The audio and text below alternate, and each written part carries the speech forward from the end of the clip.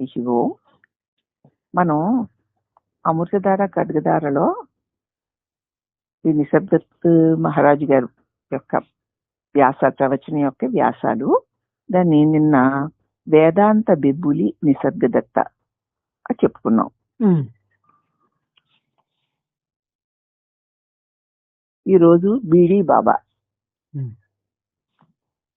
హరి ఓం, శ్రీ గురుభ్యో నమః. అమృతధార ఖడ్గధార అనేటువంటి నిసర్గదత్ గారి బుక్ లో ఈరోజు వ్యాసం బీడీ బాబా.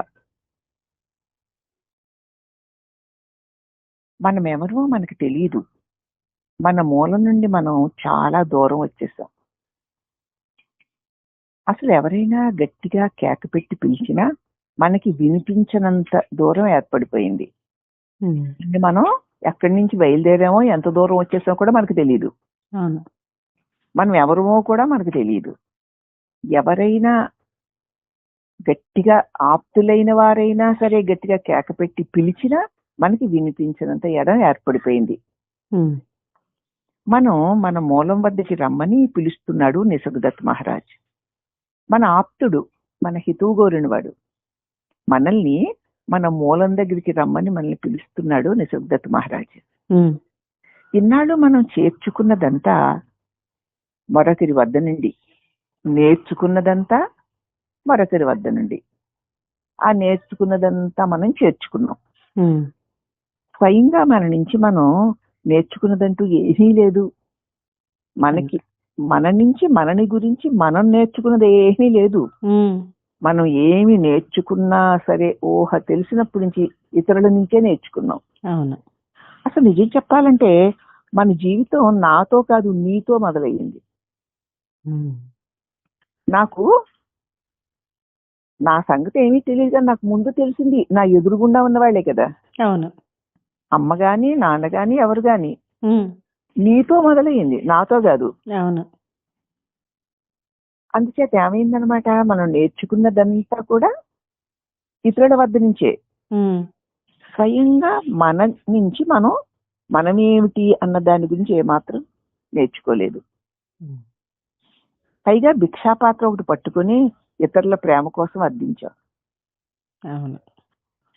వాళ్ళు ప్రేమించాలి, వీళ్ళు ప్రేమించాలి, వాళ్ళు మెచ్చుకోవాలి, వీళ్ళు మెచ్చుకోవాలి. ఎంతసేపు ఎవరో మనల్ని మెచ్చుకోవాలి, ఎవరో మనల్ని ప్రేమించాలి, ఎవరో మనల్ని గొప్పగా ఉన్నట్లుగా చూడాలి అన్న తాపత్రయమే తప్ప అసలు నేనెందుకు ఇతరులు యాచించాలి ప్రేమ కోసం అని వాళ్ళని మన గురించి ఆలోచించుకోవట్లేదు.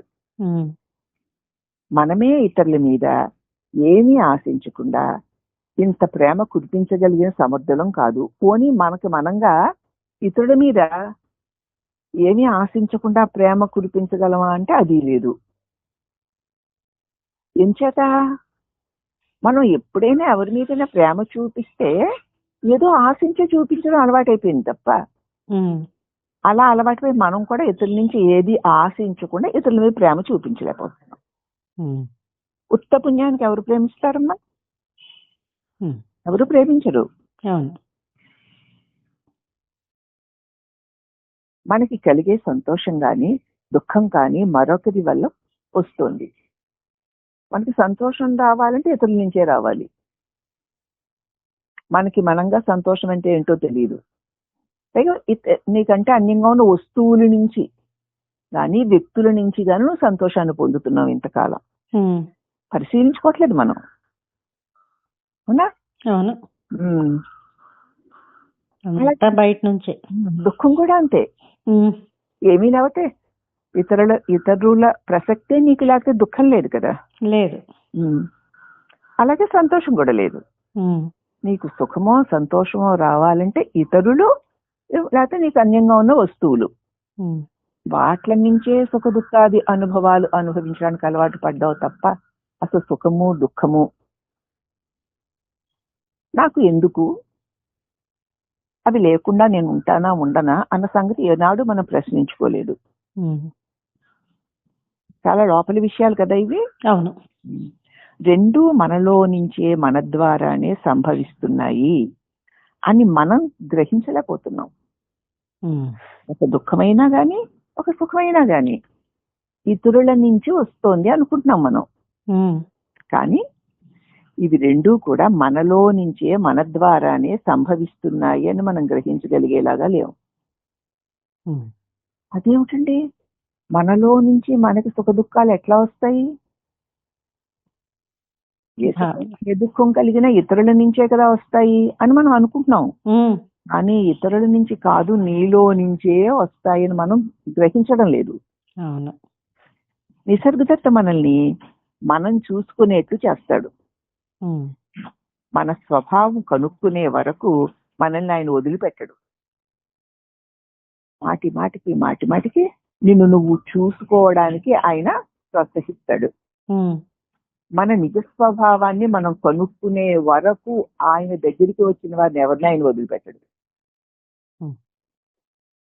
నిసర్గదత్త జీవితం ఎలా సాగిందో ఒకసారి చూద్దామా? ఉదయం 4 గంటలకి నిద్ర లేచేవాడు ఆయన.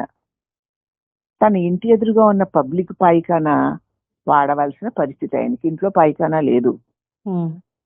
అక్కడి దుర్గంధాన్ని అలాగే సహించేవాడు.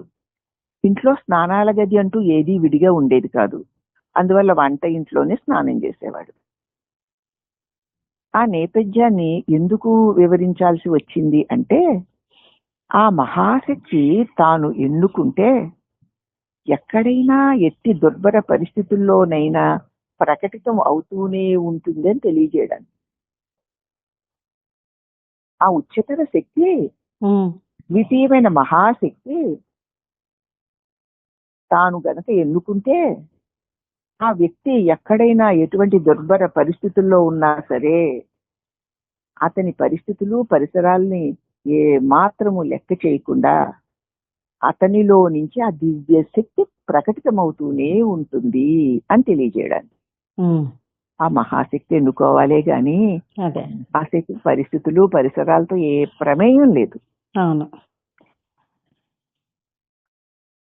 అది అరవింద యోగికి జైలు గోడల మధ్య, కబీరుకి అతడి లేమిలోను, కుండలు తయారు చేసి అమ్ముకుంటూ బ్రతికిన ఘోర దారిద్ర్యంలోనూ, ప్రాణాభాయి అయి ఉండి కూడా బజారున పడి కృష్ణ భక్తిని ప్రకటించిన మీరా వంటి సామాన్య జీవితంలోనూ ఇక్కడ అక్కడ అనే తేడాయే లేకుండా మహాశక్తి ప్రకటితమవ్వలేదా?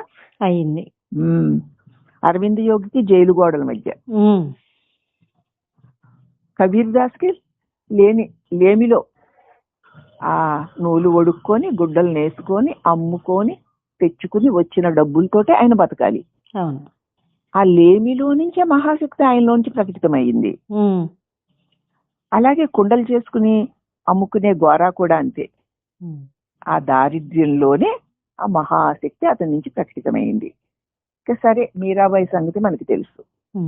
గొప్ప రాణా భార్య అయి ఉండి కూడా వీధిని పడి కృష్ణ భక్తిని ప్రకటించుకున్న మీరా.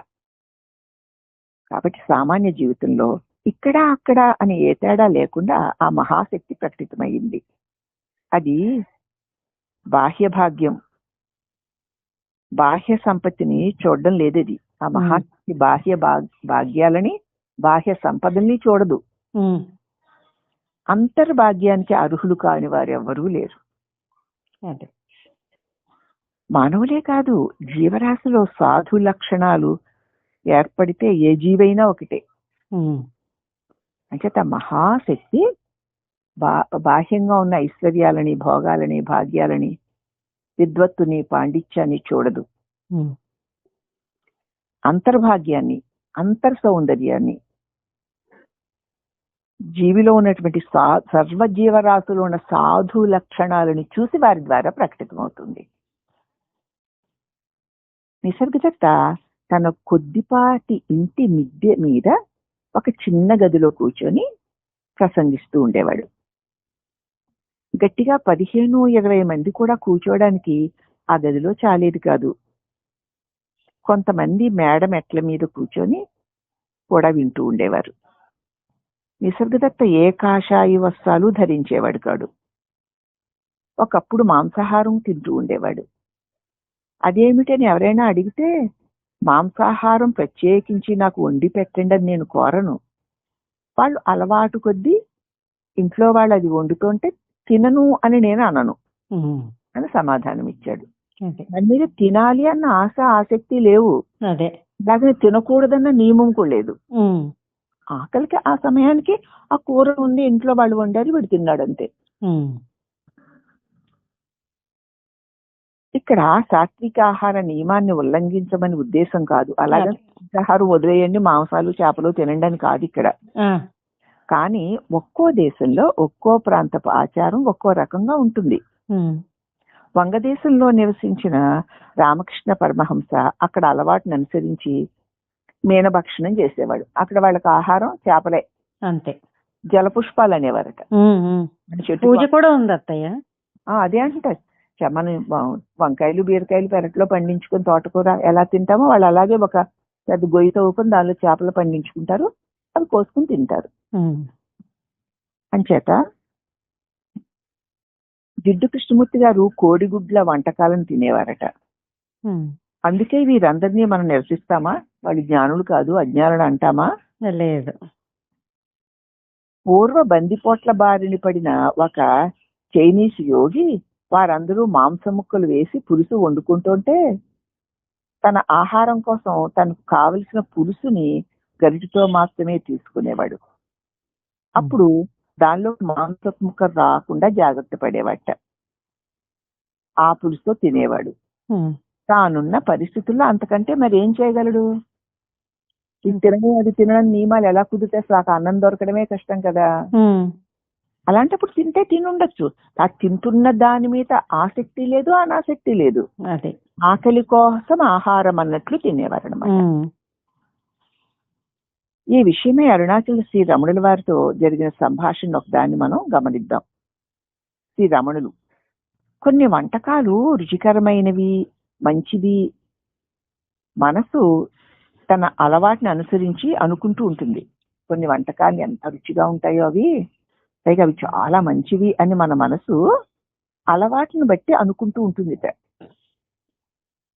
శాకాహారంలోనూ మాంసాహారంలోనూ తగిన పోషక పదార్థాలు లభిస్తూనే ఉంటాయి సమానంగా. దానిలోనూ ఉంటాయి, దీనిలోనూ ఉంటాయి. మాంసాహారం ఎంతో మంచిది, చేపలు తింటే చాలా మంచిదట, గుడ్లు తప్పనిసరిగా తినాలట, తినకపోతే ఏదో అది రాదట ఇది రాదట అని అంటారు. ఎంతో మంచిది, అవి తిని తీరాలి అని మనస్సు తన అలవాటును అనుసరించి అలా అనుకుంటూ ఉంటుంది. కానీ శాకాహారంలోనూ మాంసాహారంలోనూ కూడా తగిన పోషక పదార్థాలు లభిస్తూనే ఉన్నాయి. కాన మనసు తన రుచిని అనుసరించి అభిలషించే ఆహారమే కావాలంటుంది. అంటే తనకి ఏ రుచి తనకి బాగా మాటిమాటికి తినడం అలవాటైందో ఆ రుచినే కోరుతుంది మనసు, అదే కావాలంటుంది. అంతే, అలవాటే అంతే అన్నారు భగవాను. అప్పుడు ప్రశ్న, సత్య సాక్షాత్కారం పొందిన మనిషికి కూడా మీరు చెప్పే నియమాలు వర్తిస్తాయా? ఆత్మ సాక్షాత్కారం పొందిన వారికి కూడా ఈ నియమాలు ఉంటాయా అన్నాడు. ఒక ప్రశ్న వేసిన ఆయన. మహర్షులు వర్తించవు, అతడు నిలకడగా ఉంటాడు కాబట్టి తీసుకునే ఆహారం అతన్ని ఏ విధంగానూ ప్రభావితం చెయ్యలేదు. అది నేను ఇది తింటున్నాను, అది తింటున్నాను, అలా తింటున్నాను, ఇలా తింటున్నాను, ఇది బాగుంది, ఇది బాగోలేదు, దీనికి బలం ఉంది, దీనికి బలం లేదని ఏ భావన ఉండదు. నిలకడగా తానుగా ఉంటాడు. కాబట్టి ఆ తిన్న పదార్థం అతన్ని ఏమాత్రమూ ప్రభావితం చెయ్యలేదు. నిజానికి నిసర్గదత్త తర్వాతి కాలంలో శాకాహారమే తీసుకునేవాడు. కానీ చిన్నప్పుడు అలవాటైన బీడీలు తాగడం మాత్రం జీవితాంతము కొనసాగించినట్లు కనపడుతుంది. అందువల్ల బొంబాయిలో అతన్ని బీడీ బాబా అని వ్యవహరిస్తూ ఉండేవారు. కానీ రామకృష్ణ పరమహంస వివేకానందుడు తన జీవితాల్లో అడపాదడపా గంజాయిని సేవించినట్లు రామకృష్ణ పరమహంస గారును వివేకానందులు గారును అడపాదడపా తమ జీవితాల్లో గంజాయిని సేవించినట్టు తెలుస్తుంది. రామకృష్ణ సంస్థకు చెందిన స్వామి ప్రేమానంద, స్వామి ప్రభవానంద వీరిద్దరూ అమెరికాలో నివసిస్తూ ఉండేవారు. వారు కూడా సిగరెట్లు కాల్చేవారు. ఈ అలవాట్లు మరీ ఎక్కువ ప్రాధాన్యం ఇవ్వడం అంత సరికాదు. బాహ్యంగా శరీరానికి అలవాటయ్యి అలా శరీర భావన లేకుండానే అలవాటు ప్రకారం చేసుకుని పోయే వాటిని మనం లెక్కలో పెట్టుకోకూడదు. వారు శరీరంతో వ్యవహారం చేస్తున్నా ఏమాత్రము శరీరం నేననే అభిమానం లేకుండా వ్యవహారం వారు చేస్తున్నప్పుడు మీరు బీడీలు తాగారా, మీరు చేపలు తిన్నారా, మీరు మాంసం తిన్నారా, మేము అంతే కదా అని మనలాంటి అజ్ఞానం మనతో పోల్చుకుని వాళ్ళని చూస్తాం. కానీ అటువంటి అలవాట్లకు ఎక్కువ ప్రాధాన్యత ఇవ్వడం సరికాదు. జ్ఞానము మన ఆంతర్యాన్ని సంపూర్ణంగా మార్చేస్తుంది అనే మాట ఎంత నిజమో, బాహ్యంగా మనల్ని ఎలా జీవింపచేస్తుందో మనం చెప్పలేము అనేది కూడా అంతే నిజం. జ్ఞానం మన ఆంతర్యాన్ని సంపూర్ణంగా, పూర్తిగా గతపు నేను యొక్క చిహ్నాలు ఏమీ ఉండవు ఆంతర్యంలో. అది ఎంత నిజమో అలాగే బాహ్యంగా మనల్ని ఎలాగ జీవింపచేస్తుందో మనం చెప్పలేం. ఎందుకంటే శరీరం దీని ప్రారంభాన్ని బట్టి ఎక్కడెక్కడ ఎలా ఉండాలో, ఏది తినాలో, ఏది తినకూడదో అదంతా కూడా అలాగ బాహ్యంగా దేహ సంబంధమైన వ్యవహారాలు జరిగిపోతుంటాయి. ఇలాగే ఎందుకు జరిగింది, ఇలా ఎందుకు జరగకూడదని మనం చెప్పలేం. ఆ దేహ ప్రారంభాన్ని బట్టి ఉంటాయి అవన్నీ. స్నానపానాలు లేకుండా ఏది పడ్డది తింటూ అపరిశుభ్ర వాతావరణంలో జీవించిన గొప్ప దైవ భక్తులు, ఫకీర్లు కూడా ఉన్నారుగా. ఉన్నారు. అలానే అందరినీ స్నానపానాలు లేకుండా ఏది పడితే తినమని కాదు, ప్రారంభం అలా ఉంది. మరి నిత్యము కావేరీ నదిలో స్నానం చేసి పూజా నైవేదికాలు కావించి నిష్టగా బతికిన మహానుభావులు ఉన్నారు. జ్ఞానం తర్వాత కూడా నిత్యం కావేరీ నదిలో స్నానం చేసి పూజా నైవేద్యాలు చేస్తూ నిష్టగా బతుకుతున్న మహానుభావులు కూడా ఉన్నారు. అనేక రకాల పూలు పరిశుభ్ర వాతావరణంలోనే కదా పుష్పిస్తాయి. అనేక రకాల పూలు పరిశుభ్రంగా ఉన్న చక్కటి మంచి నేలలో చక్కగా పుష్పిస్తాయి. మరి తామర పువ్వు బురదలో నుంచి అందాలు విరజిమ్ముతూ వెలికి వస్తుంది. వీటికంటే ఇంకా అందంగా ఉంటుంది, అది బురదలోంచి పుడుతుంది. అలాగే నిసర్గదత్తు ఏదో సందర్భంలో నేనొక పురుషాకారంలో ఉన్న మానవుడిగా భావిస్తున్నాను అన్నారు. నన్ను నేను ఒక పురుష ఆకారంలో ఉన్న మానవుడిగా నన్ను నేను భావిస్తున్నాను. వివాహమాడి పిల్లల్ని కూడా కన్నాను. అటు తర్వాత నా గురువు తారసిల్లారు. ఆయన దీక్ష ఇచ్చిన అనంతరం నేను ఆ బ్రహ్మముని అని కనుక్కున్నాను. అంతకు ముందైతే నేను ఒక పురుషాకారంలో ఉన్నటువంటి మానవుణ్ణి అని పెళ్లి చేసుకున్నాను, పిల్లల్ని కూడా కన్నాను. గాని నా గురువు నాకు తారసిల్లిన తర్వాత ఆయన దీక్షనిచ్చి, నీవు ఈ పురుష ఆకారంలో ఉన్న మనిషివి కావు, ఈ దేహం నువ్వు కాదు, నువ్వు బ్రహ్మానివి. అసలు ఈ దేహ యొక్క లక్షణాలు గాని, దేహ వ్యవహారాలు గాని ఇవేవి నువ్వు కానే కాదు, నువ్వు బ్రహ్మానివి అని నా గురువు నాకు బోధించారు. ఎప్పుడైతే నాకు గురువు అట్టి దీక్షనిచ్చారో ఆ తర్వాత నేను బ్రహ్మమును అని కనుక్కున్నాను. నిసర్గదత్త దైనిక కార్యక్రమం ఇలా ఉండేది. రోజు తెల్లవారుజాము 4 గంటలకి నిద్ర లేచి కాలకృత్యాలు తీర్చుకొని గురువుగారి ఫోటోకి హారతి పట్టి సామాన్యులకు మూర్ఛలాగా కనిపించే సమాధి స్థితిలోకి జారుకునేవాడు.